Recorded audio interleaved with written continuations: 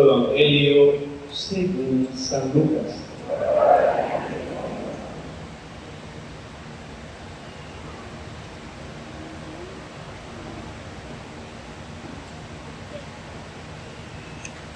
En aquel tiempo, como algunos ponderaban la solidez de la construcción del templo y la belleza de las ofrendas votivas que lo adornaban, Jesús dijo: días vendrán en que no quedará piedra sobre piedra de todo esto que están admirando.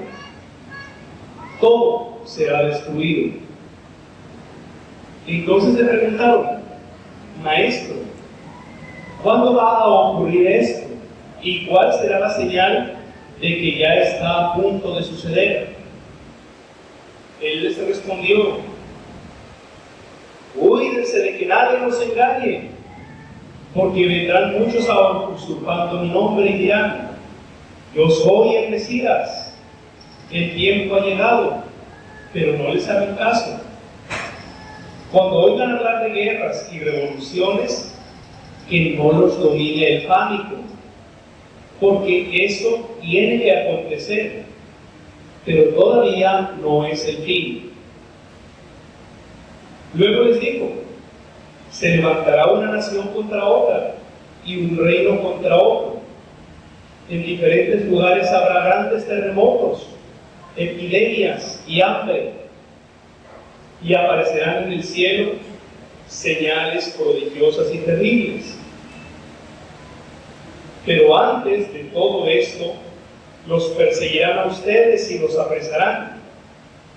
Los llevarán a los tribunales y a la cárcel, y los harán comparecer ante reyes y gobernadores por causa mía. Con esto darán testimonio de mí.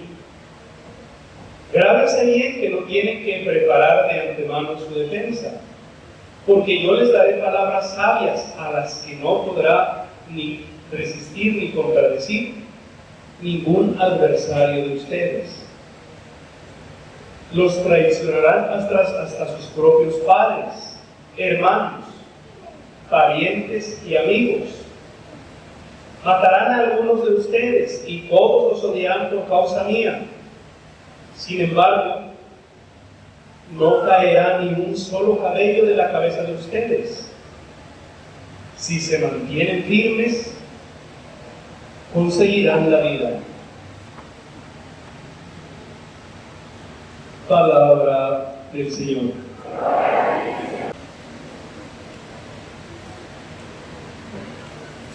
El año civil comienza el 1 de enero y termina el 31 de diciembre. Hay muchas personas que dicen: quiero conocer al Señor. ¿Por dónde inicio? Quisiera leer la Biblia. ¿Cómo? Para aquellas personas, la Iglesia propone un itinerario. El camino itinerario para conocer a Jesús que propone la Iglesia es de un año. Si una persona va todos los domingos a misa durante un año, logra conocer, entender, acercarse a Jesús. ¿Cuándo inicia el año litúrgico? El primer domingo de Adviento. ¿Cuándo termina? Con la fiesta de Cristo Rey, que será la próxima semana. Y entonces, si una persona quiere conocer a Jesús, quiere amar a Jesús y dejarse amar por el Padre, el itinerario que propone la Iglesia es: comienza por el Adviento, que ponemos textos del Antiguo Testamento para que sepas por qué el pueblo esperaba al Salvador, para explicarte por qué este pueblo que sufría deseaba un Salvador, cómo lo esperaba. Nace Jesús. Después de eso nos explica cómo fue y qué sucedió, por qué en la pasión, muerte y resurrección del Señor, cómo así fue la venida del Espíritu Santo en el tiempo de Pascua, y por qué Jesús sigue enseñando y el camino es encontrar a Jesús, que Jesús reine en tu vida. Por eso la próxima semana que termina el año litúrgico se termina con la fiesta de Cristo Rey. Si Él reina en mi vida, quiere decir que he conocido a Dios. Ese es el itinerario de San Lucas. San Mateo tiene otro itinerario. El itinerario de Marcos, que fue el año pasado, es otro diferente. Pero al menos cada persona que quiere conocer a Jesús, dejarse amar por Dios, debería dedicar un año, los domingos, al menos los domingos a la misa. Entendería un poco más y tantos porqués que tenemos nosotros se responderían. Estas 2 últimas semanas del año litúrgico se llaman semanas escatológicas. ¿Por qué? Porque nos hablan de lo que sucederá al fin de los tiempos. Y el Evangelio del domingo, hoy, lo que se ve en el Evangelio de esta semana, habla casi de lo mismo. ¿Qué será al final de los tiempos? ¿Por qué? Porque hay personas que con el amor, con la enseñanza, no escuchan. Y entonces la iglesia dice, bueno, propongámosles también que mediten al menos al final de la vida. Si nosotros nos pusiéramos a pensar en que moriremos algún día, viviríamos diferente. Porque nosotros pensamos en algún momento, se nos olvida que moriremos y pensamos que somos eternos. Y como creo que soy eterno, me lleno de soberbia, me lleno de rencor, me enojo por cualquier cosa.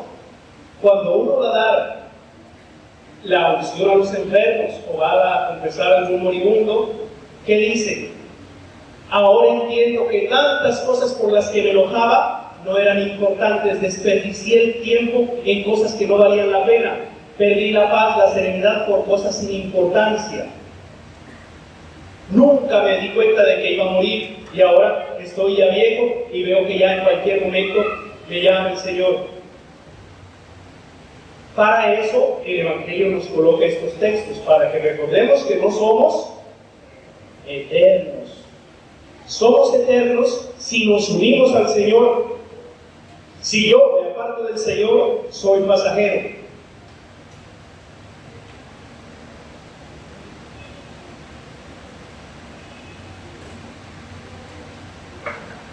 En el Evangelio de hoy, voy a intentar resumirlo porque es bastante largo y contiene bastantes pasajes. Jesús quiere demoler 3 cosas, y ya las había dicho alguna vez. Quiere demoler la imagen que tenemos de ¿quién? De Dios. A Dios como valor. Quiere demoler la patria y la familia. ¿Qué es lo que quiere Jesús destruir? Dios, patria y familia. Pero nuevamente, ¿qué es lo que quiere Jesús destruir?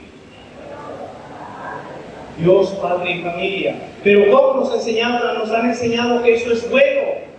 Dios, la patria, la familia. Para Jesús no. El primer valor que Jesús quiere destruir es Dios. ¿Por qué? Porque nosotros, al igual que el pueblo judío, buscamos un Dios y nos dirigimos a Dios. Y Jesús vino a enseñar que Dios es Padre, que Dios es amor. Y si nosotros todavía le seguimos llamando a ese Dios, Dios, quiere decir que no hemos aceptado la palabra de Jesús, que seguimos de la misma manera, orando de la misma manera como oraban los judíos. Dios Padre omnipotente, Señor Dios Todopoderoso. ¿Cómo se le llama a una persona a la que se ama? Papá, dice Jesús. Si Dios nos amó tanto, ese Dios es Padre.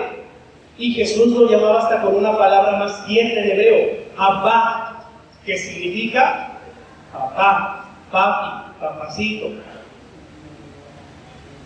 Sentimos que nuestra oración no es escuchada. Claro, como la dirigimos a Dios y Dios está allá arriba y nosotros acá abajo, entonces no llega nuestra oración. Si nosotros al dirigirnos a ese ser superior le dijéramos papá, o como algunos dicen taitico, o al papito Dios, nuestra oración llegaría más.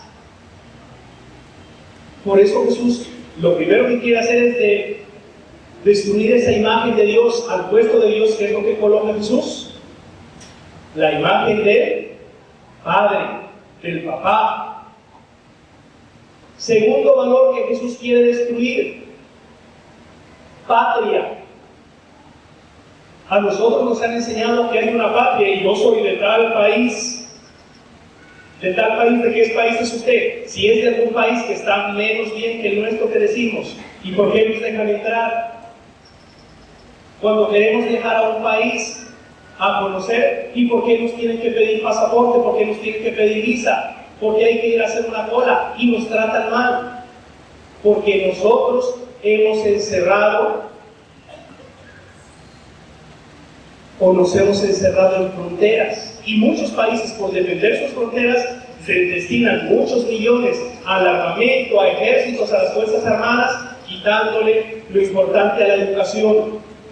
Y Jesús dice: no, mira, no es importante la tierra de donde vengas, porque los judíos, para ellos, el único pueblo que servía era el pueblo judío, el pueblo elegido. Al puesto de la patria, que es lo que coloca el Señor, el reino de Dios, que es lo que coloca al puesto de la patria, el reino de Dios. Si yo supiera que pertenezco al reino de Dios, no despreciaría al otro. Si los otros supieran que pertenecemos al reino de Dios, no nos despreciarían a nosotros. No necesitamos de pasaportes o defender fronteras. Jesús propone un reino de Dios. Había en el tiempo de Jesús dos maestros que enseñaban a la gente. Un maestro se llamaba Hillel y el otro maestro se llamaba Shemai. Un maestro decía: ¿quién es mi prójimo? Mi prójimo es... Hillel decía: solamente el que es de mi familia. El que no es de mi familia no es mi prójimo, no lo debo ayudar. ¿Qué decía Shemai? Decía: no, el prójimo es cualquiera que sea de mi patria. Entre comillas, era un poco más abierto. Para Jesús, ¿quién es mi prójimo? ¿O quién es el prójimo? Nada. Les voy a volver a repetir algo que ya salió hace un domingo. Dice que un maestro de la ley se le acerca y le dice: maestro, ¿cuál es el mandamiento más importante? Ama a Dios sobre todas las cosas y al prójimo como a ti mismo. Y le dice: Señor, ¿quién es mi prójimo? Y responde Jesús: a un hombre lo asaltaron, lo golpearon y lo dejaron malherido. Pasa un sacerdote, no lo ayudó. Pasa un levita, no lo ayudó. Pasa un samaritano y sí lo ayudó. ¿Quién te parece, le pregunta Jesús, que se comportó como prójimo de aquel hombre que estaba mal? El samaritano. Le dice Jesús: ve y tú también haz lo mismo. Jesús responde a esa pregunta: ¿quién es mi prójimo? Ellos se preguntaban: ¿quién es mi prójimo? ¿El de mi familia o el de mi patria? Y Jesús dice: no, ninguno de los dos. Tú debes ser prójimo. Los otros le preguntan: ¿hasta dónde llega el amor?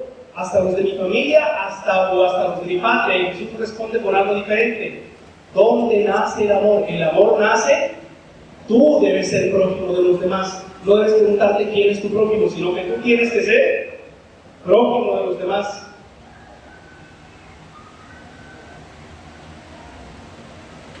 El tercer valor que Jesús busca destruir es la familia. Porque entonces, nosotros decimos: la familia es buena, pero cuando una persona llega al poder, ¿qué hace? Taparse de riqueza a él y buscar tapar de riqueza a ¿quiénes? A las familias. Entonces se le llama eso, ¿cómo le llamamos nosotros? Nepotismo. Y los demás, allá verán. Ese valor que aparentemente es bueno para Jesús, no. Si tú razonaras como persona, sabías que es el reino de Dios, que no es la familia, que todos son tus hermanos, que todo bautizado es tu hermano. No te encierres solamente en tu familia. Esos tres valores son los que Jesús intenta explicar con el Evangelio de hoy. ¿Cómo iniciaba el Evangelio de hoy? Les pregunto a ustedes, busquen el Evangelio.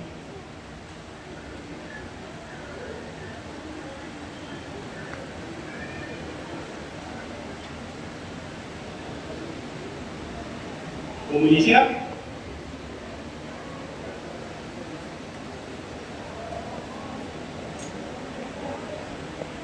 El Evangelio.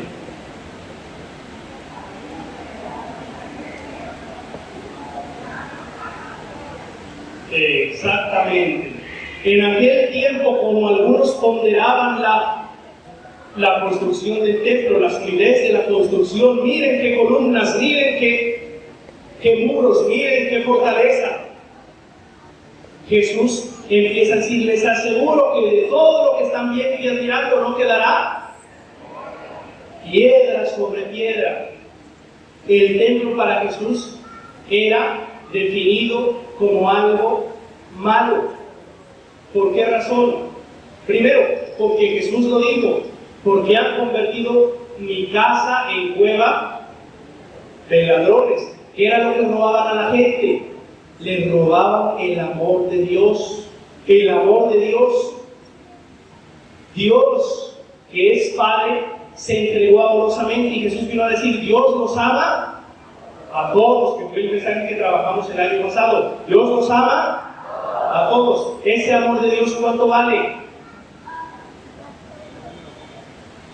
Les hago la misma pregunta que siempre les hago, pero de otra manera. ¿Qué hay que hacer para que Dios nos ame? Nada. Ese amor Dios nos lo da gratuitamente, no hay que hacer nada. Dios nos ama, ¿por qué? Porque simplemente nos quiere amar, porque decidió amarnos. ¿Y qué se hace en el templo? Decirles, todos son pecadores, como todos son pecadores, el que quiera liberarse del pecado, a vaciar sus bolsillos. Y entonces robaban el amor de Dios, lo alejaban del amor de Dios, y por eso Jesús dice, mi casa de oración la han convertido en cueva de ladrones. Y de esto que ustedes están admirando, no quedará piedra sobre piedra, porque esa imagen de Dios castigador tiene que terminar. Tiene que terminar.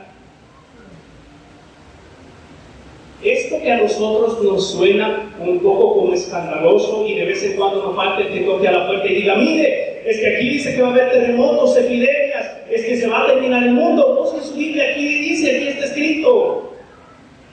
Y con eso nos asustan. Para los discípulos teníamos sabor diferente. ¿Por qué? Porque ellos esperaban que llegara un día así. ¿Qué sucedió? El templo que construyó Salomón en el año 1000 a.C., si ya me redondeando cifras, un día un rey llamado Sennacherib, 7 siglos antes de Jesús, quiso arrasarlo. Este rey era muy malo y ya había arrasado 46 ciudades. Ninguna pudo hacerle frente a este rey. Y cuando llega a Jerusalén, la ciudad más fortalecida, la rodea con 185,000 guerreros. Capítulo 19 del libro segundo de los Reyes. La rodea y todos dicen, Santo Dios, el templo nos lo van a destruir y ahora ¿qué hacemos? No, este es el fin, nos va a destruir porque ya destruyó este rey 46 ciudades. Lo rodea y parece ser que el rey Ezequías pagó un tributo durante la noche, y cuando al día siguiente todos miraban el fin, se despiertan, miran por fuera de las murallas y no había nadie. Como no había nadie, ellos ¿qué dicen? No, Dios nos liberó, creemos más en Dios porque Dios va a proteger siempre la ciudad. Por lo tanto, así ven que el rey más temible y más devastador que haya, ese no nos va a hacer daño, porque el que nos protege directamente a nosotros, ¿quién es? Dios. Y ellos esperaban esto. Ese templo después será destruido por Nabucodonosor en el año 500. Y ese mismo templo lo vuelve a reconstruir Herodes el Grande, el rey que mandó a matar a todos los inocentes. Lo manda a reconstruir un poco más grande, y no con todo el tesoro y los lujos que tenía antes, pero sí algo majestuoso. Yo les di también las dimensiones de ese templo, no sé si alguien se recuerda cómo era de grande. ¿Alguien recuerda? Ese templo tenía la dimensión de 25 estadios de fútbol. O sea, era un templo grandísimo. grandísimo. Si alguien entraba a ese templo y no era de los judíos, había un letrero gigante que decía: si algún extranjero entra en este templo, solamente él será responsable de su muerte. Si entraba un extranjero allí, lo mataban. ¿Y quién es el responsable? No el asesino, sino él que entró. Entonces, Dios está con nosotros, con nuestra gente, nuestra patria. Fuera no está Dios.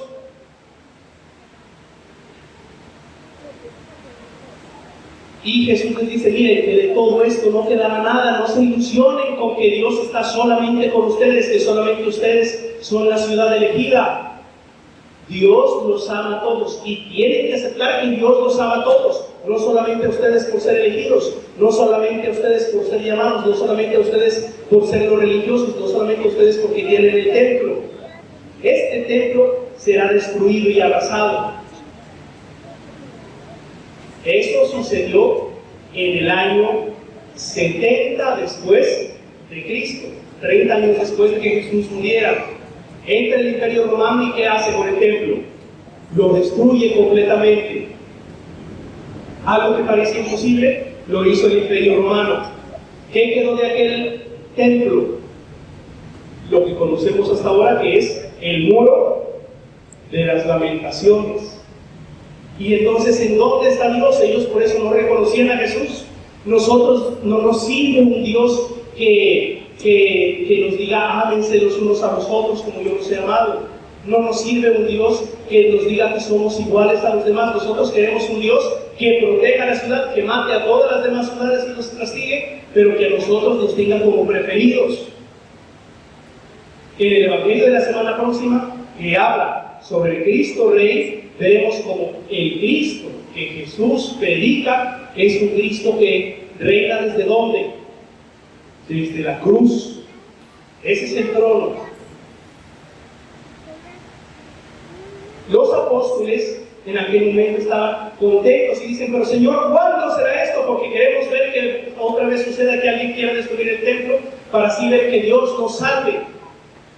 Y Jesús les dice: no, miren, antes de eso tendrán que darse guerras. Y antes de eso los entregarán a ustedes, ¿quiénes? Sus propios padres, sus propios hermanos, sus propios amigos, su propia familia. Tiene que caer todo este modo, tiene que caer todo este sistema para que ustedes puedan entender que tienen que trabajar por el reino de Dios, que no solamente son familiares los que viven en su casa o los que viven en su pueblo, sino cualquier persona. Que el reino de Dios no es un reino de poder, no es un reino de armas, no es un reino de obediencia y donde hay esclavos, sino es un reino donde cada persona simplemente ama, sirve, perdona. Ese es el reino que propone Jesús. Y el templo, por eso el templo, la primera frase, es donde caen todas estas imágenes. ¿Por qué? Porque nos robaban el amor de Dios y por eso nosotros no debemos dejar que nos roben el amor de Dios. ¿Para qué uno se confiesa? Uno se confiesa para lo que dice la última frase del Evangelio. ¿Qué dice la última frase del Evangelio? Búsquenla, por favor, que con ese mensaje nos tenemos que ir a casa.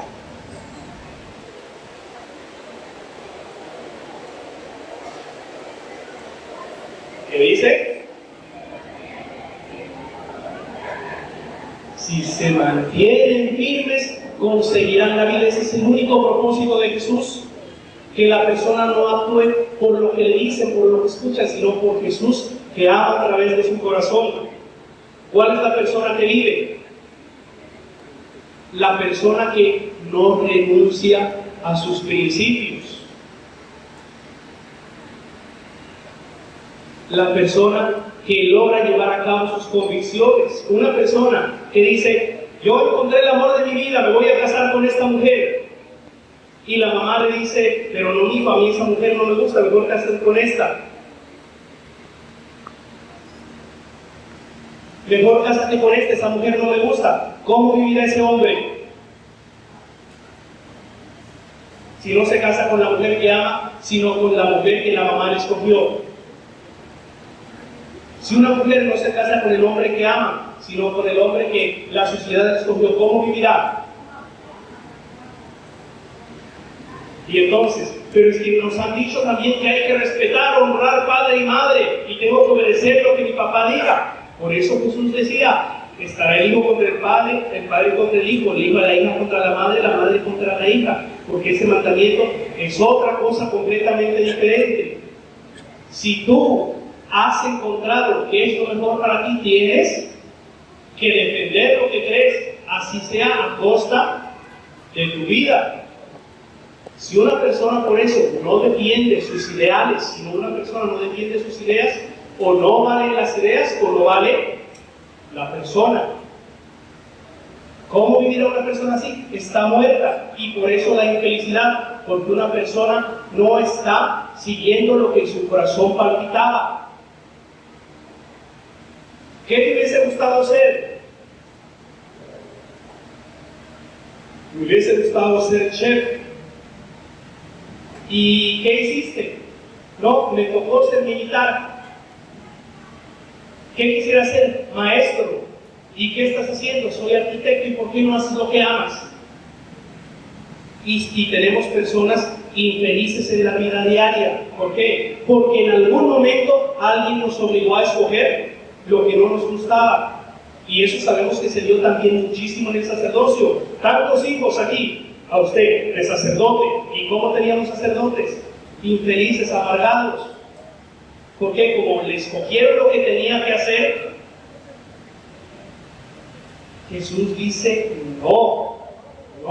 Y no te preocupes si se viene contra ti todo el mundo, porque te perseguirán, te acusarán falsamente y te llevarán ante reyes y tribunales, pero tú no te preocupes porque yo te daré palabras a las que no podrá contradecir nadie.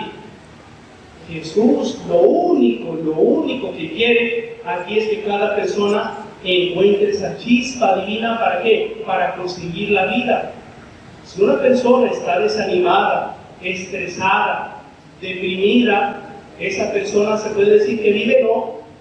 Una persona que hace lo que le gusta, que sigue el camino que ha encontrado, que es su propio camino, a pesar de los problemas, tendrá siempre el ánimo de seguir adelante. Eso es lo único que quiere Jesús, que las personas tengan vida. Por eso decía Jesús en el Evangelio de San Juan, yo he venido para que tengan vida y vida en abundancia. Pero si nosotros no hacemos las cosas con un miedo a un Dios que nos va a castigar, que me está mirando como por un ojo y que todo lo está viendo, no puedo hacer nada. No puedo actuar movido por el castigo. No puedo actuar movido por el chantaje. Lo único que Jesús acepta es que seamos movidos por el amor. Y si moviéndome por el amor me equivoco, Jesús no me condenará, que dirá, levántate y sigue. No hay problema, yo te perdono. ¿Por qué? Porque te amo. Para Jesús, la persona que vive en el amor, en el servicio y en el perdón, esa persona está viva. Ni a la muerte no le teme, porque sabe que la muerte no le podrá arrebatar nada. Pero si una persona vive llena de odio, sin seguir, encerrada en sí misma, no ama a nadie, ¿cómo vivirá esa persona? Porque como creemos que somos eternos, y nosotros sabemos y lo decimos en el Santo, cielo y tierra pasará, mas tu palabra no pasará. La palabra que vive en nosotros, ese verbo divino, para eso se entregó Jesús, para hacerse alimento, para que cada día tengamos fuerza de corregir las equivocaciones que podemos tener, para vivir enfrentándonos no importa a quién, pero siguiendo adelante, habiendo encontrado a Jesús que vive en nuestros corazones. Y si para eso tiene que caer el templo, tiene que caer las columnas, Jesús dice, tiene que caer, no se preocupe, porque Dios, después de Jesús, no es un Dios castigador, sino un Dios que nos ama a todos. Resumen del Evangelio de hoy, ¿cómo tenemos que llamarle a Dios nosotros? ¿Cómo? A ver, sé que no lo han almorzado, pero como si me hubiesen desayunado. ¿Cómo tenemos que llamarle a Dios? ¿Qué es lo que tenemos que buscar en vez del valor de la patria? El reino de Dios o el reino de los cielos. Y al puesto de la familia, la palabra de Dios, que es lo que nos une, como cuando Jesús le dijo, ¿quién es mi madre? ¿Quiénes son mis hermanos? aquellos que hacen la voluntad de Dios. Lo que nos une ya no es la sangre, sino la palabra del Señor. Por lo tanto, todo aquel que haya sido bautizado y que se esfuerce por vivir en este reino de los cielos, será mi padre, mi hermano y mi madre, dice el Señor. Entonces, lo principal especialmente es saber que ya no seguimos a un Dios castigador, sino a un Padre que nos ama. Si nosotros logramos hacer las oraciones así y dirigirnos a Él como un Padre amoroso, hemos hecho ya bastante. ¿Sagrado Corazón de Jesús? ¿Sagrado Corazón de Jesús? ¿Sagrado Corazón de Jesús? Creo en Dios.